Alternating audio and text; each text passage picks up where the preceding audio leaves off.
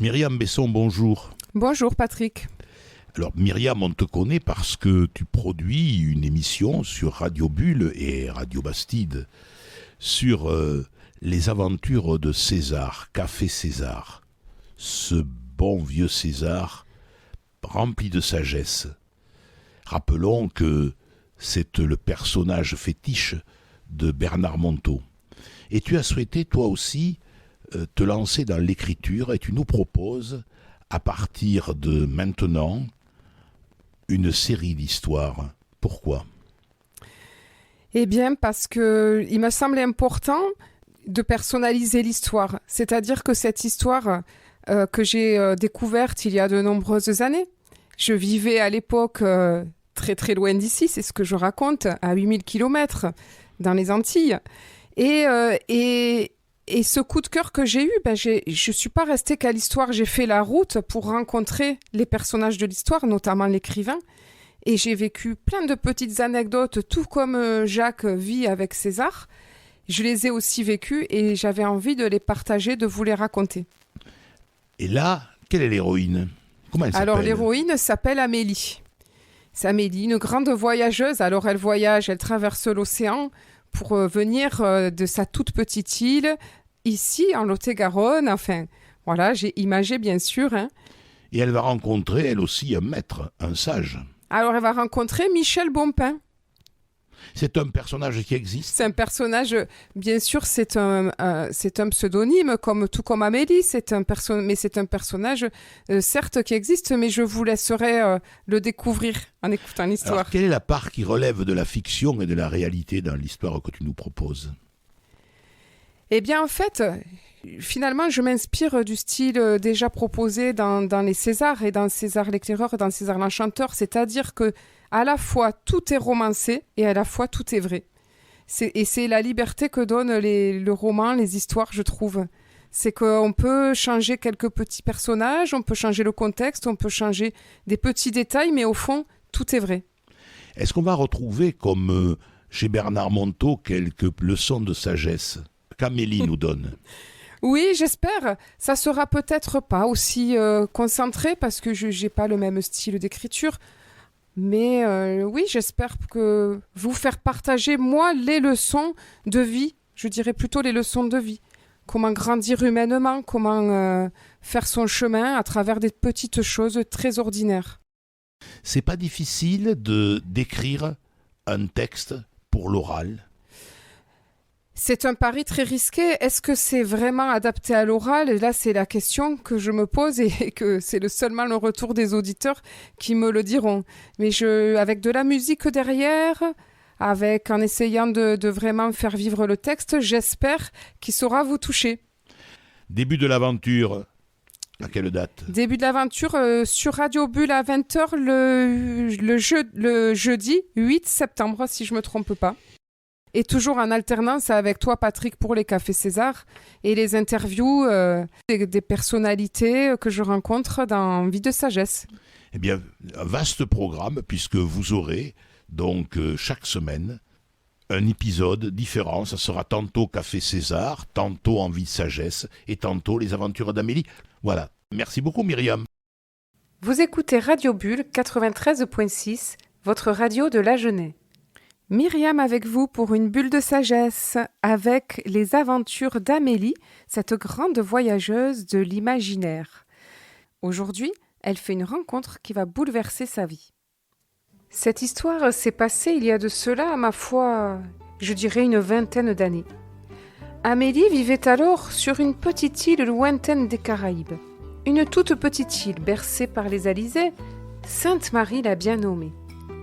Elle écrivait alors régulièrement à l'écrivain Michel Bompin, un des plus proches amis de César. César, vous savez, César l'éclaireur, ce héros des romans de Bernard Monteau. On dit même que c'était le plus ancien élève. Il transmettait à son tour cette sagesse qui lui avait retourné le cœur et l'avait tant bouleversé. Amélie avait découvert par hasard ces livres et avait commencé une correspondance avec cet auteur. Chacune de ces lettres sonnait si juste. Quel magicien des mots que ce Michel. Elle n'était pas au bout de ses surprises, cependant. Amélie rêvait de le rencontrer en vrai, mais en même temps, elle n'osait pas l'approcher. Il l'avait pourtant invitée à le saluer lorsqu'elle serait de passage chez ses parents qui habitaient la même région. Mais elle était bien trop impressionnée et avait renoncé au dernier moment. Ce matin-là, qu'avait-il d'extraordinaire, me direz-vous ? Rien en apparence. C'était un beau matin comme tous les matins, sous le soleil déjà brûlant des Antilles. Le coq avait déjà chanté de nombreux cocoricots stridents, et son voisin lui avait répondu en écho, un combat de cocoricots sonores où aucun des deux soldats de plume ne voulait perdre la face. Pourtant, ce matin-là, Amélie se leva, avec dans le cœur une fébrilité de jeune fille se rendant à son premier rendez-vous amoureux, tout en émoi. Elle était prête à franchir les milliers de kilomètres qui la séparaient de son écrivain, de son César. Et c'est parti pour un long voyage. Le bateau, l'avion, le train, le taxi et l'attente interminable entre chaque transport. Allez, encore une trentaine de minutes de taxi pour arriver à Saint-Nicolas-de-la-Balerme, ce petit village pittoresque du Lot-et-Garonne. Et puis ça y est, la voilà dans le centre des amis de César, pleine de trac à l'idée de rencontrer cet homme qui l'impressionnait vraiment. Issu des arts martiaux et de l'aïkido, il était dit que, pour se présenter devant lui, il fallait se hisser au meilleur de soi-même et, si possible, avoir une vraie question. Quel enjeu de taille pour la petite Amélie qui n'avait jamais fait d'arts martiaux de sa vie. Alors, elle prépara sa plus belle question, la plus grande possible pour être à la hauteur de l'enjeu. Mais une fois devant lui, elle fut bouche bée. Il correspondait exactement à l'idée qu'elle s'en faisait à travers ses mots, même en mieux.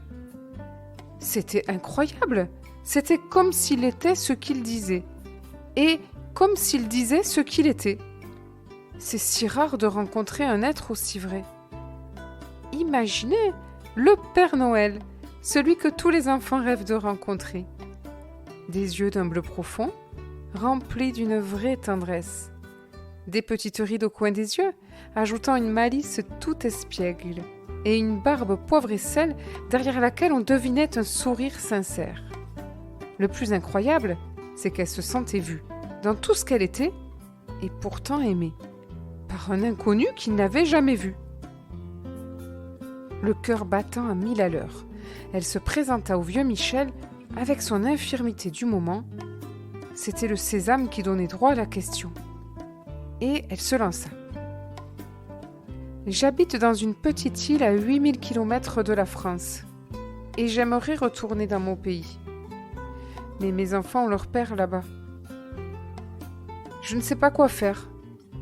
Si je rentre, je les prive de leur père, et si je reste là-bas, je me prive de ma propre famille et des formations qui m'intéresseraient. Comment faire le choix juste? Comment faire le bon choix? Un choix juste pour eux comme pour moi. Avec une question pareille, elle espérait secrètement l'impressionner, faire le buzz comme on dit aujourd'hui. Mais elle ne s'attendait pas à cette réponse. Il lui répondit avec un sourire indulgent, comme si elle était une enfant de 3 ans. Ma chère amie, je ne peux pas vous répondre à une telle question, mais je vais vous confier un secret.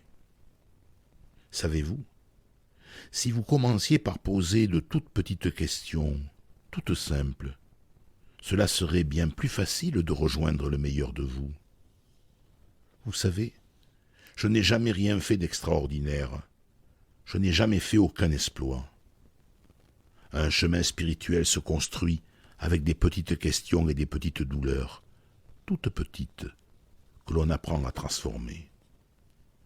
Elles constituent 90% de nos journées. À la fin de sa journée, on a alors bien vécu. Et il avait tapé dans le mille du cœur d'Amélie. Vous auriez vu sa mine, étonnée, piquée au vif, vraiment touchée. Sans doute pour se justifier quelque peu, elle ajouta : « Oui, mais pour Michel Bompin, il faut une grande question. » Michel et les autres convives rièrent de bon cœur devant sa candeur ingénue.